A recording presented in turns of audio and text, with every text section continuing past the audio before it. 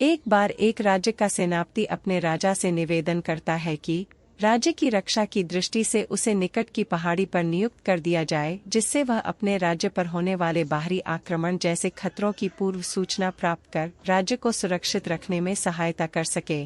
राजा सेनापति को अनुमति दे देता है, साथ ही जरूरत का हर सामान उस पहाड़ी पर पहुंचाने का भी आदेश देता है।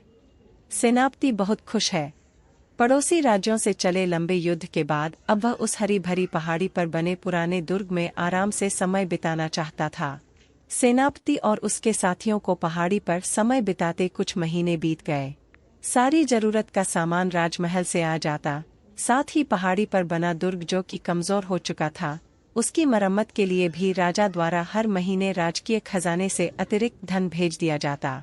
निगरानी भी ठीक तरीके से हो रही थी, किंतु अब धीरे धीरे सेनापति और उसके साथियों में आलस, लालच और भ्रष्टाचार का बीज अंकुरित होने लगा।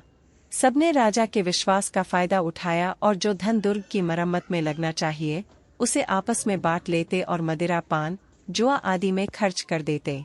नतीजतन दुर्ग भले ही ऊंचाई पर था, लेकिन भ्रष्टाचार के कारण दुर्ग कमजोर होता गया और शराब और जुए की लत से पहरेदारों ने निगरानी का काम गैर जिम्मेदाराना तरीके से करना शुरू कर दिया।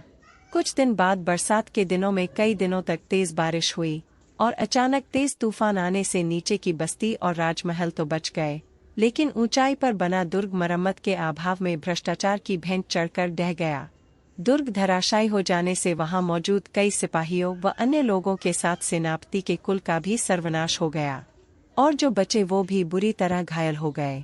बारिश और तूफान के थामते ही पड़ोसी राज्य ने मौके का फायदा उठाया और अपनी सेना के साथ राज्य पर धावा बोल दिया, जिससे राजा को युद्ध की तैयारी करने और संभलने का मौका तक न मिल सका और पड़ोसी राज्य की सेना ने राजा की सेना को हराकर उस राज्य पर कब्जा कर लिया। इस कहानी से हमें दो सीख मिलती है। पहली सीख राजा के लिए कि हमें किसी पर आंख बंद करके विश्वास नहीं करना चाहिए, चाहे वह आपका कितना भी बड़ा हितैषी क्यों न हो।